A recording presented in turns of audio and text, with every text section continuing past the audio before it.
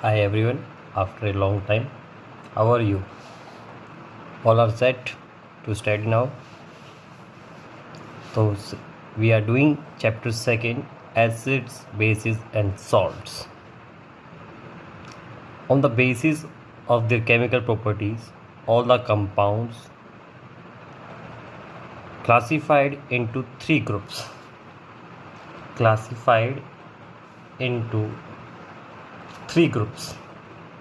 क्या कहते हैं, हम 3 ग्रुप में बांट सकते हैं सभी पदार्थों को उनकी केमिकल प्रॉपर्टीज़ पे। पहला है एसिड्स, दूसरा है बेसिस एंड तीसरा है सॉल्ट्स। एसिड्स, बेस, इंडिकेटर्स कि हमें कैसे पता चलेगा कि कोई चीज़ एसिड है, बेस है, तो हम इसके लिए यूज़ करते हैं इंडिकेटर्स। क्या यूज़ करते हैं? Indicators. An indicator is a dye that changes colour when it is kept into an acid और बेस। ये एक डाई होती है, कलरफुल सब्सटेंस होता है, कलरलेस भी हो सकता है। जैसे ही हम उसमें एसिड डालते हैं या बेस डालते हैं वो अपना कलर चेंज कर लेता है। ऐसे सब्सटेंसेस को इंडिकेटर्स कहते हैं या एसिड बेसिक इंडिकेटर कहते हैं। ये 3 तरह के होते हैं। पहला है नेचुरल इंडिकेटर, जिसमें हम पढ़ेंगे सबसे पहले लिटमस जो है ये मिलता है हमें लीचन प्लांट से, जिसका खुद का कलर पर्पल होता है। It is in neutral state, it is purple in colour. When an acid is added to this it turns blue litmus to red, and when and red litmus to blue when added to a base. Now purple is prepared, this litmus paper is prepared in 2 different forms. One is blue litmus and second is red litmus. It can be in paper form or in solution form. So both the red litmus or blue can changes its color according to the substances. If we take an blue litmus and put it into the acid medium, then it turns to red, and there is no change in its color when put it into the basic solution. Similarly, when a base is taken, red litmus changes to blue and there is no change in acidic medium. So be careful what the color is. It is blue or red. It will indicate the presence of that acid or base. इसकी बात करें तो यहाँ पर 2 चीज़ ध्यान देना। यहाँ पर एक्वस सिस्टम जरूरी आएगा। एक्वस क्या आएगा? एक्वस का मतलब होता है it should be not, aqueous means it should be in wet position. It will work only in wet conditions. Solution is no, it is aqueous. We directly put an acid and take the test. It will changes blue litmus to red. Similarly, base red litmus to blue. But if we take a paper, litmus paper, we have an aqueous solution of acid or base to indicate their presence. बड़ी बात यह है कि जब हम एक बात करें तो ये ध्यान देना है कि हमें हमेशा एक एक्वस गीला रखना है। या तो एसिड या बेस का सॉल्यूशन एक्वस सॉल्यूशन बना लीजिए, या आप क्या करें उनको ड्राई से वेट कर लीजिए पेपर्स को। ओके, नेक्स्ट इज टर्मरिक, जिसे हम हल्दी बोलते हैं। ये येलो कलर की होती है, आप सब जानते हैं, और खाने में डाल के तो महक ये लगाती है। It turns red in basic solutions. तो जब भी इसके ऊपर कोई बेसिक सॉल्यूशन आएगा तो ये रेड हो जाती है। मान लीजिए आपने कड़ी खाई है और उस पर आप साबुन से धोएं तो कुछ समय बाद वो रेडिश ब्राउन कलर की हो जाती है। कैसी हो जाती है? रेडिश ब्राउन कलर की हो जाती है, क्योंकि soap is basic solution. Soap क्या होता है? बेसिक सॉल्यूशन होता है, और there is no change in acidic solution. Acidic solution में कोई भी चेंज नहीं होता।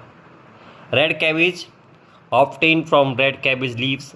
एक्सट्रैक्ट का मतलब होता है रस निकालना, जैसे आप संतरे और मौसमी का रस निकालते हैं उसी प्रकार का जूस निकाल देना। ये रेड कलर का होता है। जैसे ही आप इसे बेसिक सॉल्यूशन में जाएंगे ये क्या हो जाएगा? ग्रीन। क्या हो जाएगा? ग्रीन। और दोबारा से एसिड मीडियम में कोई भी चेंज नहीं होता। Colour petals of some flowers such as hydrangea, petunia and geranium. ये कुछ लीव्स हैं, पेटल्स पंखुड़ियाँ होती हैं, जिनकी वजह से हम क्या करते हैं? एसिड बेस का पता लगाते हैं।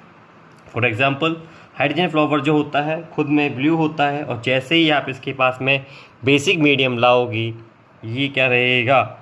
ये पिंक में कन्वर्ट हो जाता है। किस में कन्वर्ट हो जाता है? पिंक में। These four are the natural indicators. Again repeat कर रहा हूँ।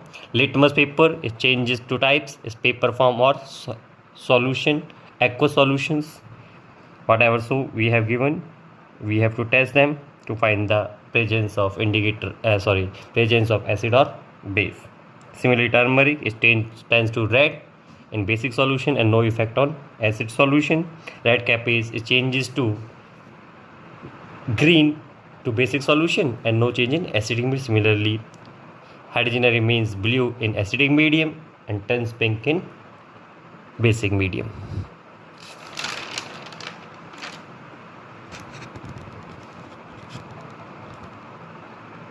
हम बात करते हैं आर्टिफिशियल इंडिकेटर्स की। आर्टिफिशियल इंडिकेटर्स क्या होते हैं? These are man made indicators जो मनुष्य द्वारा बनाए जाते हैं। इससे पहला आता है मिथाइल ऑरेंज। क्या आता है? Methyl orange. जैसे नाम से ही बता रहे हैं इसका कलर क्या होता है? ऑरेंज। क्या होता है? ऑरेंज। जब इन्हें न्यूट्रल पोजीशन में होगा तो उसका कलर क्या होगा? ऑरेंज होगा। It changes its colour to red in acidic medium and yellow in basic medium. Methyl orange का कलर ऑरेंज होता है और ये चेंज कर लेता है अपना कलर रेड अगर एसिडिक मीडियम है और येलो अगर बेसिक मीडियम होता है। Second is phenolphthalein. It is colourless. इसका कोई कलर नहीं होता, तो एसिडिक मीडियम में भी कोई कलर चेंज नहीं होता, but pink colour in basic medium. कैसा हो जाता है? Pink in basic medium. अगला आता है ओलाफैक्टरी इंडिकेटर्स। तो ओलाफैक्टरी इंडिकेटर्स क्या होता है? दो सब्सटेंसेस हु स्मेल और ऑर्डर चेंज इन एसिडिक और बेसिक मीडियम। वो सारे सब्सटेंसेस जिनकी स्मेल में चेंज आ जाता है, जिनकी अपनी करेक्टरिस्टिक स्मेल होती है, उन्हें हम ओलाफैक्टरी इंडिकेटर्स कहते हैं। और this also use to detect substance whether it is acid और बेस। इसका ही यूज़ किया जाता है। इसमें दो आपके नाम अच्छे से आएंगे। Onion. Smell of onion is detected when acid is taken. अगर हम एसिड मीडियम लेते हैं, कोई एसिड लेते हैं तो इसकी स्मेल को डिटेक्ट कर लेते हैं, और अगर हम कोई बेस लेते हैं तो हम इसकी स्मेल को डिटेक्ट नहीं कर पाते। ऐसा ही वैनिला एक्सट्रैक्ट का होता है, जिसकी स्मेल क्या होती है? प्लीजेंट होती है, खुशबूदार होती है, महक अच्छी होती है, जिसे आप आसानी से डिटेक्ट कर लेते हैं अगर एसिड होता है, और अगर नहीं होता, अगर वहाँ बेस है तो हम इसको डिटेक्ट नहीं कर पाते। अब आता है एसिड्स। एसिड्स क्या होते हैं? Acids are those chemical substances which have a sour taste and change the color of blue litmus to red. Acids क्या है? वो सब्सटेंसेस हैं जिनका स्वाद खट्टा होता है, और अब वो क्या करते हैं? ब्लू लिटमस को चेंज कर देते हैं। किसमें? रेड में। ये दो तरह के होते हैं, मिनरल एसिड्स और ऑर्गेनिक एसिड्स।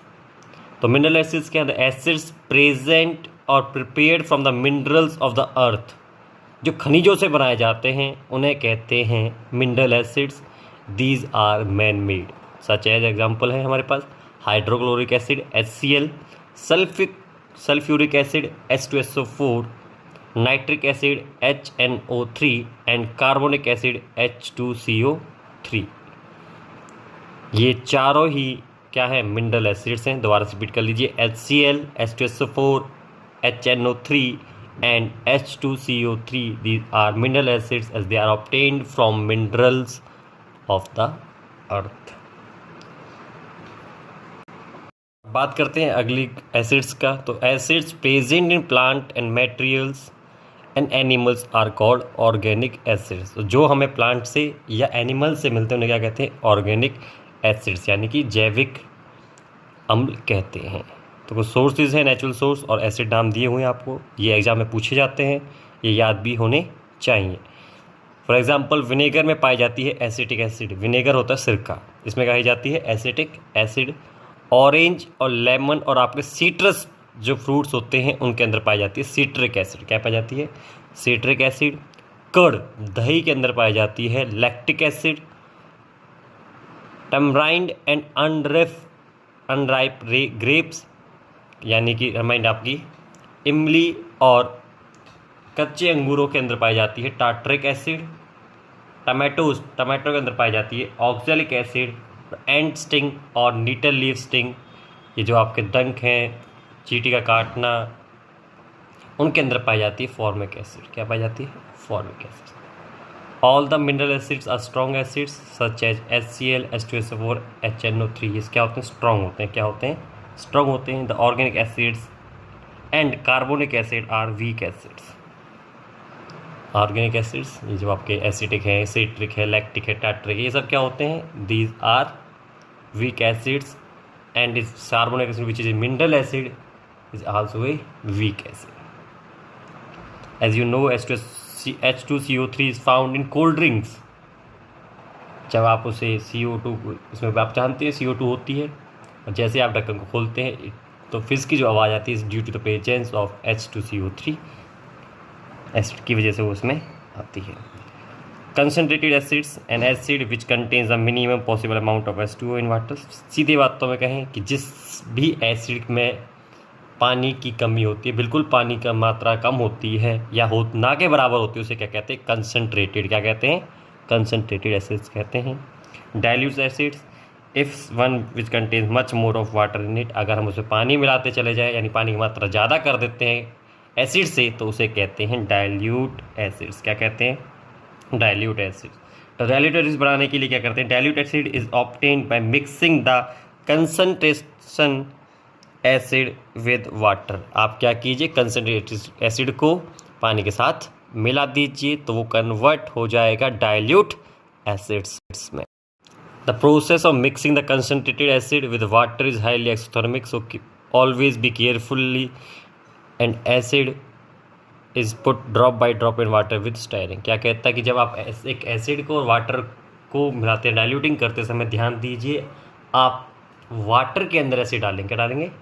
वाटर के अंदर एसिड, यानी A2W, acid to water, A2W आप डालोगे, A2W acid to water.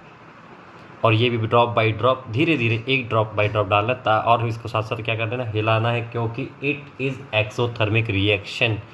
Exothermic reaction क्या होती है? जहाँ पर हीट इवॉल्व होती है। अगर आप डायरेक्ट जल ज़्यादा डालोगे तो आपके वहाँ पर कुछ भी दुर्घटना होने के चांसेस बढ़ जाते हैं। हम बात करते हैं प्रॉपर्टीज़ ऑफ एसिड्स की। इसकी बात करते हैं प्रॉपर्टीज़ ऑफ एसिड। सबसे पहली है सोर इन टेस्ट। क्या होते हैं? खट्टे होते हैं। Turns blue litmus to red, blue litmus को चेंज कर देते हैं रेड में। And third is acid solution conduct electricity. Acid solution क्या करते हैं? इलेक्ट्रिसिटी को कंडक्ट करते हैं, इनमें से बिजली इलेक्ट्रिसिटी पास हो जाती है। बात ध्यान देना, एक्वस सॉल्यूशंस, यानी कि अगर हम इसका सॉल्यूशन बना लें, एसिड क्या बना लें? सॉल्यूशन बना लें, then it help to conduct electricity because they break into ions and ions flow electricity. अगर it we have dry acids, it cannot conduct electricity. To conduct electricity we have to make them solution with water.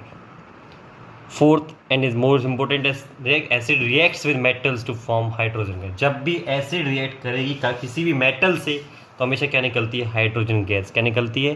Hydrogen evolve होती है। For example Zn plus H2SO4 give ZnSO4 plus में H2। तो metal plus में acid, अगर metal और कोई acid react कर रही है तो हमेशा सॉल्ट और हाइड्रोजन गैस क्या बनेगा? सॉल्ट एंड हाइड्रोजन गैस बनता है। Zns प्लस में H2SO4 गिव ZnSO4 प्लस में H2। Zn zinc, H2SO4 sulphuric acid, ZnSO4 is zinc sulfate and S2 is hydrogen gas. Please note that curd and other sour foodstuffs such as vinegar, lemon juice, orange juice, etc. should not be kept in metal vessels because these foodstuffs have acid which can react with metal of the vessel and form poisonous metal compound which can cause food poisoning and damage our health. जो भी खट्टी चीज़ें होती हैं या दही या आपका विनेगर का juice, lemon juice, orange juice, कभी भी हमें धातु के यानी मेटल के बर्तनों में नहीं रखने चाहिए। अगर हम ऐसे रखते हैं तो जो फूड पार्टिकल्स होते हैं उनके अंदर एसिड्स होती है और वो एसिड आपके मेटल से रिएक्ट करने से क्या बनाएगी, एक सॉल्ट बनाएगा जो हमारे लिए क्या हो सकता है, पॉइजनस हो सकता है, जिसकी वजह से फूड पॉइजनिंग हो जाएगी और फूड पॉइजनिंग होगी तो हमारा हेल्थ पर इफेक्ट पड़ जाता है। Next is acids react with metal carbonates and metal hydrogen carbonate और metal bicarbonates to form carbon dioxide gas. अब एसिड जब रिएक्ट करता है मेटल कार्बोनेट से या मेटल हाइड्रोजन कार्बोनेट्स या कि उसका दूसरा नाम है मेटल बाइकार्बोनेट्स, तो हमारे पास सॉल्ट प्लस में कार्बन डाइऑक्साइड प्लस में वाटर निकलता है। जब भी मेटल कार्बोनेट और आपका मेटल हाइड्रोजन कार्बोनेट रिएक्ट करेगा एसिड के साथ तो CO2 गैस की क्या होती है, इवॉल्व होता है। CO2 gas, carbon dioxide gas बाहर निकलती है। एग्जाम्पल से समझते हैं, जैसे Na2CO3 प्लस में 2HCl गिव्स 2NaCl प्लस में CO2 प्लस में S2। Na2CO3 सोडियम कार्बोनेट, अभी जैसा पढ़ा बताया गया रिएक्शन में कि जैसे ही सोडियम कार्बोनेट आएगा यानी कोई भी मेटल कार्बोनेट आता है जब वो एसिड से रिएक्ट करता है तो क्या बनता है, सॉल्ट। तो NaCl is a salt and carbon dioxide CO2 and water H2O। तो कोई भी एसिड अगर हम बाई चांस यहाँ पर अगर H2SO4 लेते तब भी हमारे पास क्या बनता है, NaCl प्लस में CO2 प्लस में H2O और हम इसे क्या करते उसके बाद बैलेंस करते। सिमिलरली अगर हमारे पास NHCO3 that is sodium hydrogen carbonate जिसका दूसरा नाम भी है सोडियम बाई कार्बोनेट HCl से रिएक्ट करें या एसिड है तो भी हमें क्या मिलता है, salt, carbon dioxide and water हमें मिलता है। कोई भी एसिड आप ले सकते हैं, यहाँ पर सोडियम कार्बोनेट, आप कोई भी कार्बोनेट ले सकते हैं, बाइकार्बोनेट ले सकते हैं, वो हमेशा हमें क्या देगा, एक सॉल्ट देगा और साथ में कार्बन डाइऑक्साइड और क्या देगा, वाटर देगा। तो सिंपल रिएक्शन है, इतना कोई कन्फ्यूजिंग नहीं है। आप कोई भी कार्बोनेट्स लीजिए या बाइकार्बोनेट लें, वो आपको क्या देता है, हमेशा CO2 क्या देता है, CO2 जब वो एसिड से रिएक्ट करता है। To test the presence of CO2, जो अब CO2 आई है उसको पहचानेंगे, उसको टेस्ट कैसे करें। तो when CO2 is passed through lime water, जब हम CO2 को लाइम वाटर से पास करते हैं तो it turns milky due to the formation of white PPT of calcium carbonate. तो एक मिल्की कलर बन जाता है, जो मिल्की कलर किसकी वजह से बनता है, white PPT of calcium carbonate which is insoluble in water, जो पानी में क्या होती है, इनसॉल्युबल होती है। तो कैल्शियम हाइड्रोक्साइड को आप जानते हैं क्या कहते हैं, लाइम वाटर कहते हैं। और CO2 क्या हो गया, आपकी गैस, उसमें से पास करोगे तो CaCO3 कैल्शियम कार्बोनेट बन जाएगी जिसका कलर क्या होता है, वाइट। उस वाइट को हम कहते हैं मिल्की, क्या कहते हैं, मिल्की प्लस में H2O वाली क्या होता है, लिक्विड स्टेट में, जिसे हम वाटर।